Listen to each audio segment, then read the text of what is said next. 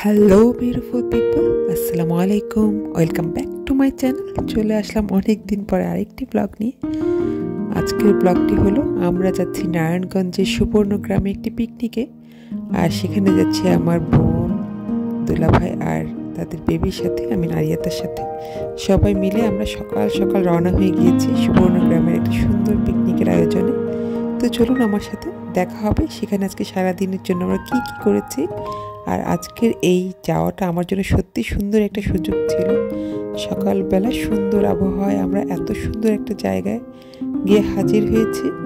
যাওয়ার পরেই তো অনেক মানুষ দেখতে পেয়েছি সেখানে। অনেকেই ফ্যামিলি নিয়ে এসেছে, অনেকে আবার স্কুল থেকে ট্যুর করতে এসেছে। তো চলুন আমার সাথে।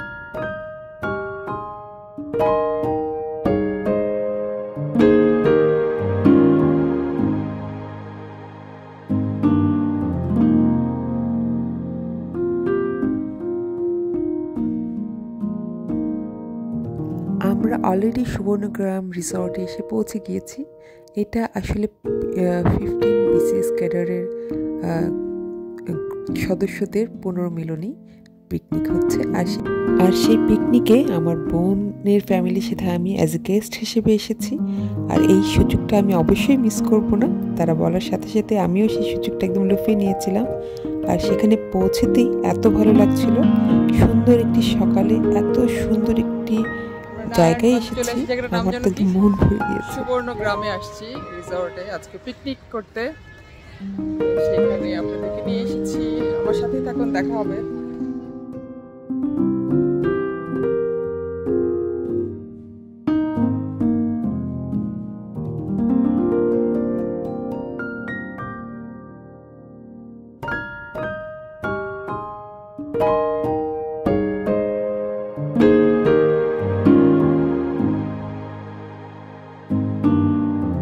সেখানে খুব সুন্দর একটি থিম পার্কের মতো ছিল। অনেক স্কুল থেকে স্টুডেন্টরা এখানে ট্যুর করতে এসেছে। আর আমরাও আমাদের গন্তব্যে যাওয়ার জন্য একটি ট্রামকে উঠে বসেছি এবং সেটা আমাদের গন্তব্যে নিয়ে যাবে। আর এরকম খোলা গাড়িতে বসতে আমার এত ভালো লাগছিল। এত সুন্দর একটা এনভায়রনমেন্ট ছিল। আমার আশেপাশে যারা ছিল তাদের সাথে আমি গল্পে মেতে উঠেছিলাম একদম। আর সবাই খুবই নাইস ছিল আমার সাথে। আর ভালো লাগছিল, আমি খুবই কমফোর্টেবল হয়ে গিয়েছিলাম। নতুন মানুষের মাঝে বসেও খুব অন্যরকম ভালো লাগছিল।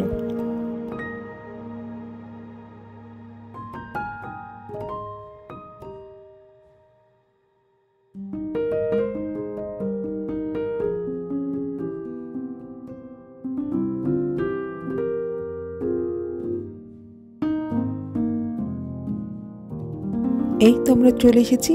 পিকনিকের খাওয়া দাওয়া কিন্তু ব্রেকফাস্ট থেকে শুরু হয়ে গিয়েছে। ব্রেকফাস্ট, লাঞ্চ এবং বিকেলে নাস্তা সহ। তো সকাল সকাল আমরা আমাদের ব্রেকফাস্টের জন্য একদম রওনা হয়ে গিয়েছি। ক্ষুধা তো লেগেছে, ক্ষুধার থেকে বেশি লেগেছে যে জায়গাটা দেখার আগ্রহটা খুব বেশি কাজ করছিল। এত সুন্দর আশপাশটা ছিল, মনে হচ্ছিল যেন মানে রিসর্ট এত সুন্দর, সবারই এসে একবার ঘুরে যাওয়া উচিত। আর ফ্যামিলি মিলে এখানে আসার জন্য সুন্দর একটি জায়গা আমি বলবো।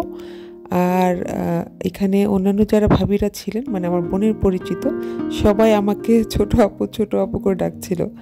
আর মাশাআল্লাহ, আমি এত সুন্দর জায়গায় আসতে পেরে সত্যি খুবই আনন্দিত। আর সবার সাথে খুব সুন্দর করে সময় কাটাচ্ছিলাম।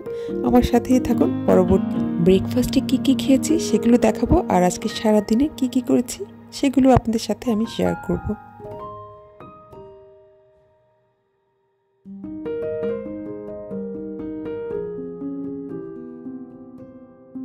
আর ব্রেকফাস্টে ছিল আমার খুব পছন্দের লুচি, পরোটা, হালুয়া, সবজি আর কাঁচামরিচ পেঁয়াজ দিয়ে ডিম ভাজি। আমি খুব তৃপ্তি করে সকালের নাস্তাটা খেয়েছিলাম, আলহামদুলিল্লাহ। আর খাওয়ার পরেই মজাদার কফিটা অনেক মজার ছিল। বাট ছোট ছোট কাপ ছিল, বাট আনলিমিটেড চা কফির অপশন ছিল বলে যখনই খুশি মতো। ব্রেকফাস্টের পরে এখানে বিনোদনেরও আয়োজন ছিল। সেখানে আমরা কফি খেতে খেতে সুন্দর গানের উপভোগ করছিলাম। আর যেহেতু পুনর্মিলনী, সবাইকে চিনি এখানে।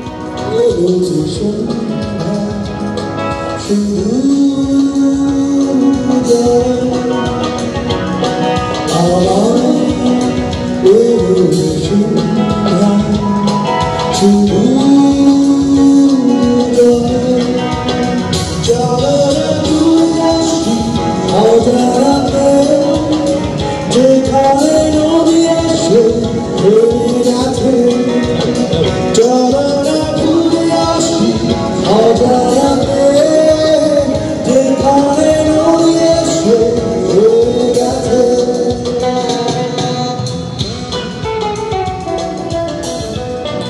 গান শোনার পাশাপাশি এখানে কিন্তু একটি চাটের বক্স দেখতে পাচ্ছেন, মানে বিভিন্ন রকমের ফ্রুটস দিয়ে তেঁতুল দিয়ে মিক্স করে এই আচারটা বানানো হয়েছে।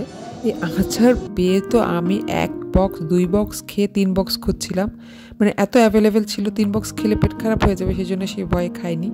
বাট আমার এখনও যখন আমি ভয়েস ওভার দিচ্ছিলাম, জি জি অবশ্যই অবশ্যই নাম ধরে রাখবেন। জি জি খেয়েছি আপু, আমার নাম শিপু। জি জি আপু খেয়েছি। আপনি খেয়েছেন? হ্যাঁ খেয়েছি। আমার তো খুবই ভালো লাগছে এনভায়রনমেন্টটা। আমি একটু ব্লগ করি তো, ভিডিও করছি সবার জন্য। ভালো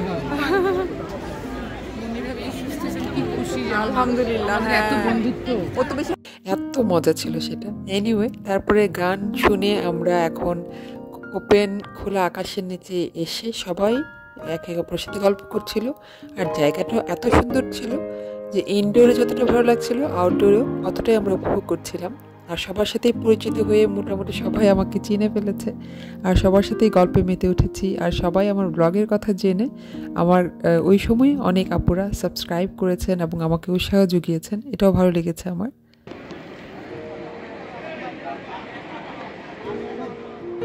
এই যে আমরা কত সুন্দর একটা জায়গায় আসছি।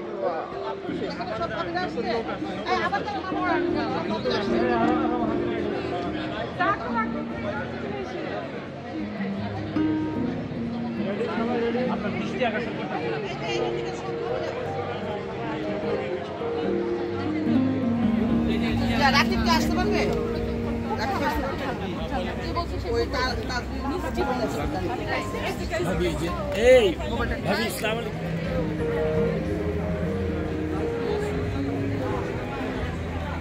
যেহেতু পুনর্মিলনী ছিল, সবাই একসাথে আবার নতুন করে দেখা হওয়ার পরে ছবি তোলা, মেমোরিটাকে তাজা করে রাখার জন্য ভিডিও করছিল।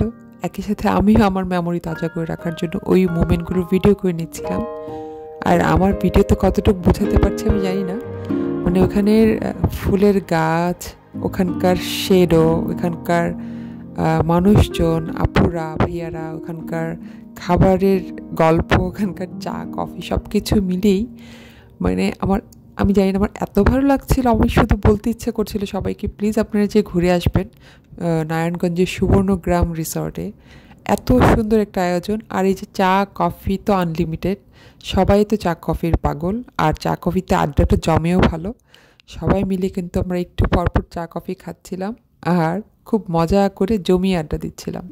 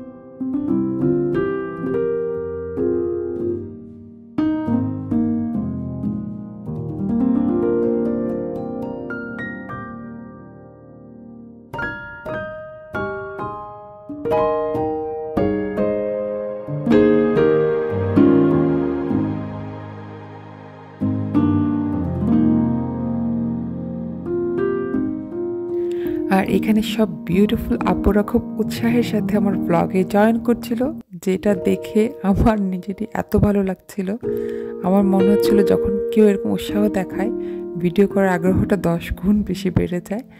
আর ওইখানে কিন্তু একটু পরপর আইসক্রিমেরও ব্যবস্থা রয়েছে, কুলফি, তারপর ম্যাঙ্গো আইসক্রিম, এগুলোর জন্য কুপন ধরিয়ে দিয়েছে। বাট কুপনটা যদি শুধুমাত্র নামে মাত্র, কুপন ছাড়াও আইসক্রিম এমনি এমনি দিচ্ছিল। বাট তারপরও কুপন ছিল বলে আমি কুপন দিয়ে আইসক্রিম নিয়ে এসেছি। আর ম্যাঙ্গো আইসক্রিমটা অনেক বেশি রিফ্রেশিং ছিল। তখন নভেম্বরের মাঝামাঝি ছিল বলে শীতটা কিন্তু তেমন পড়েনি।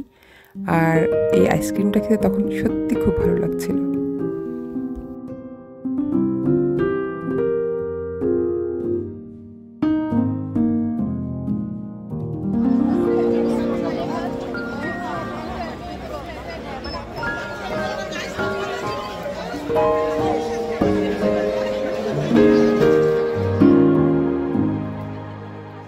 এটা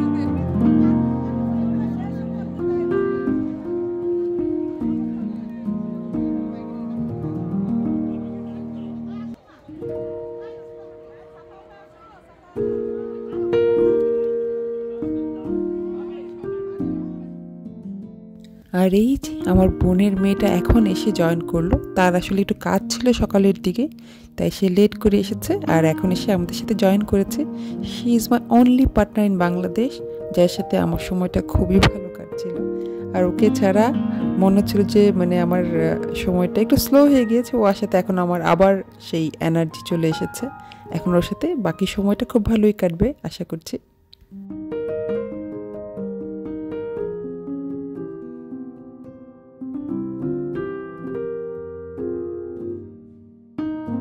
আর এখন হলো লাঞ্চের পালা। আর লাঞ্চে তো অনেক রকমের খাবার ছিল। সাদা ভাতের আইটেমে ছিল, এদিকে পোলাওয়ের আইটেমে ছিল, রোস্ট একটা নিয়েছি, আবার আরেকটা উপচে দিয়েছে, মানে আমি একটাই শেষ করতে আমার কষ্ট হয়ে যাবে সে জায়গায় দুইটা। এনিওয়ে, বাংলাদেশের রান্না করা রোস্ট আমার অনেক বেশি পছন্দ। সেই জায়গায় খাবারগুলো সবগুলোই অনেক বেশি মজার ছিল। একদম গরম গরম ভাজা মাছ, রুই মাছ, তারপরে চিংড়ি মাছ, সব ধরনের খাবার এখানে থাকায় আমি খুব এনজয় করে খাচ্ছিলাম, আলহামদুলিল্লাহ। দুপুরের খাওয়া দাওয়ার পরে সেখানে বিশ্রামেরও ব্যবস্থা রেখেছে, তাই খাওয়া দাওয়া শেষে সবাই বাগিতে করে যার যার রুমে 1 ঘন্টা 2 ঘন্টার জন্য রেস্ট নিয়ে আবার বিকেলের আয়োজনে ফিরে আসবে। তা আমরা চলে যাচ্ছি আমাদের হোটেল রুমে, সেখানে গিয়ে আমরা কিছুক্ষণ রেস্ট নিয়ে আবার চলে আসবো।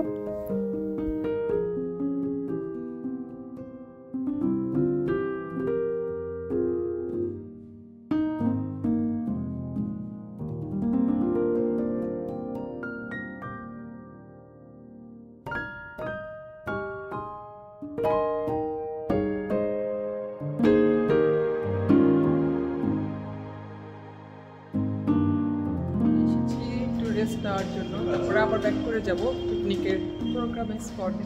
দেখা হবে। ঘন্টাখানেক রেস্ট নিয়ে আমরা চলে যাচ্ছি আবার পিকনিক স্পটে। সেখানে বিকালের নাস্তারও আয়োজন রয়েছে, সেটা করব। আর গল্প আড্ডা তো আছেই।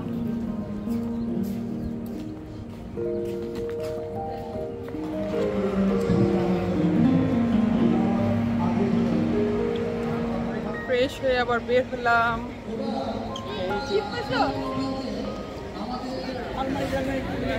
কি খাচ্ছিস এরিয়াতে? আকিম আকিম কুলফি আইসক্রিম। এটা হলো কুলফি না, ক্ষীর, মালাই। ওইটা মালাই, মালাই আইসক্রিম। এই যে সব আপুরা ভাবিয়া সবাই খাচ্ছে।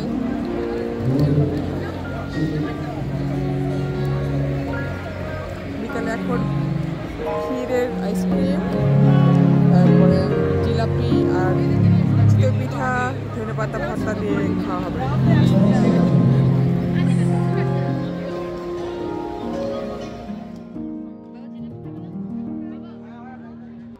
পেটে কিন্তু 1 ফোঁটাও ক্ষুধা ছিল না, কিন্তু এই ঘিয়ে ভাজা জিলাপি আর খোলা পিঠা ভর্তা দেখে সাথে সাথে ক্ষুধা যে কীভাবে লাগলো আর কীভাবে যে পেট খালি হয়ে খেতে ইচ্ছে করলো আমি নিজেও বুঝতে পারিনি। আমার পছন্দের জিলাপি, একদম চিকন চিকন ঘিয়ে ভাজা জিলাপি ছিল, আর ছিল খোলা পিঠা, যেটা ছিল ভর্তা।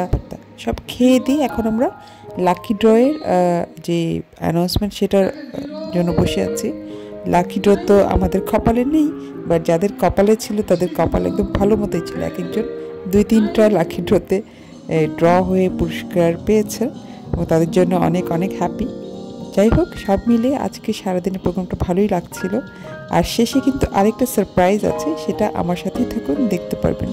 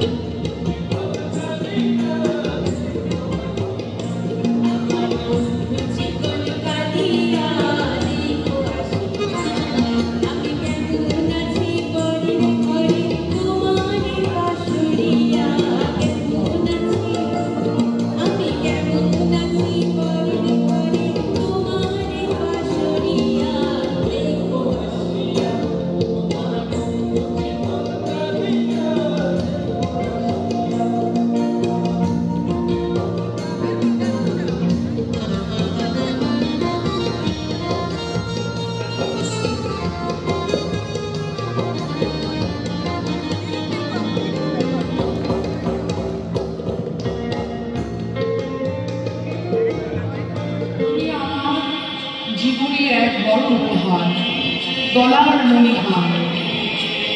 জীবনে দেখিনি অসৎ কাজ করতে, এসেছ টাকার মধ্যে, তাও এসে বলেছ টাকা তো পায়ে বিধিনি, নিয়েছি গোলাপ ফুল।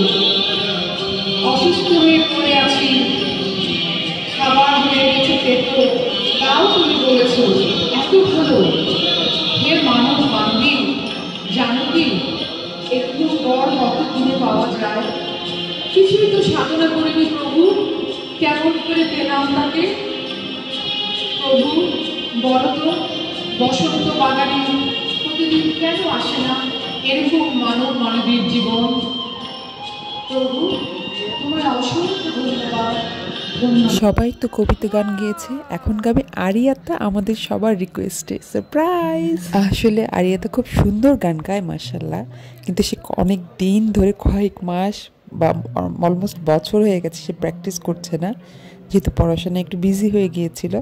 বাট সেই জায়গা থেকে যখন সবাই তাকে রিকোয়েস্ট করছে, সে আর রিকোয়েস্টটা ফেলতে পারেনি, আর সে স্টেজে এসে গান গাচ্ছে। সেটা আমার জন্য মনে হচ্ছিল অনেক বড় একটা ব্যাপার।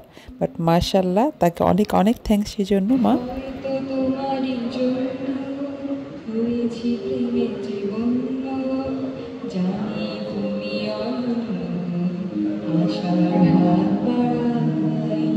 যদি কখনো কাঁদতে চেয়েছি তোমায় জানতে, শুরু থেকে শেষ প্রান্তে ছুটে ছুটে গেছি তাই। আমি যে নিজেই মত জানি না তোমার শব্দ, আমি যে নিজেই মত জানি না তোমার শব্দ। যদি বা ঘটে অর্থ তবু তোমায় চাই, হয়তো তোমার জন্য হয়েছি প্রেমে যে বন্য, জানি তুমি অন্য আশার হাত বাড়ায়।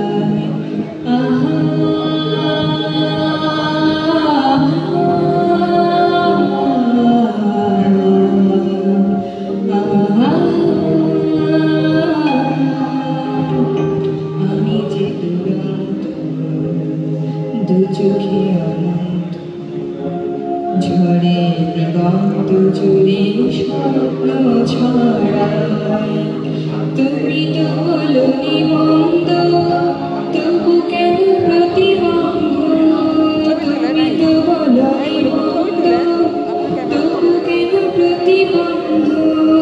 রেখো না মনে গন্ধ, সব ছেড়ে চলো যাই, হয়তো তোমারই জন্য মেজে বন্ধ, জানি তুমি অনন্য আশার হাত বাড়ায়।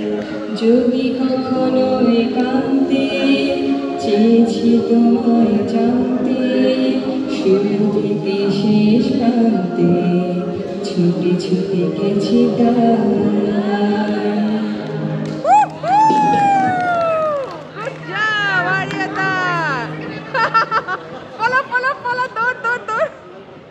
Very good, ma. Well done. আমি অনেক ভিতর থেকে স্টার্ট করেছি because I was afraid যে আমি like out of touch.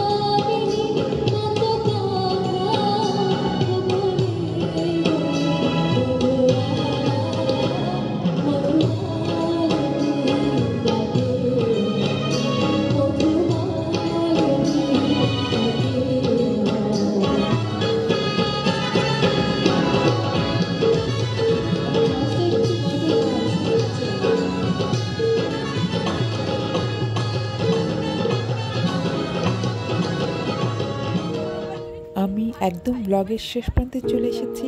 আপনারা অবশ্যই আমার ব্লগটা দেখবেন এবং জানাবেন কেমন লেগেছে। আমার নেক্সট ব্লগ দেখার আমন্ত্রণ রইল। আশা করছি আপনারা সবাই ভালো থাকবেন, আমাদের জন্যও দোয়া করবেন। দেখা হবে আমার নেক্সট ব্লগে। Thank you so much for watching. আসসালামু আলাইকুম।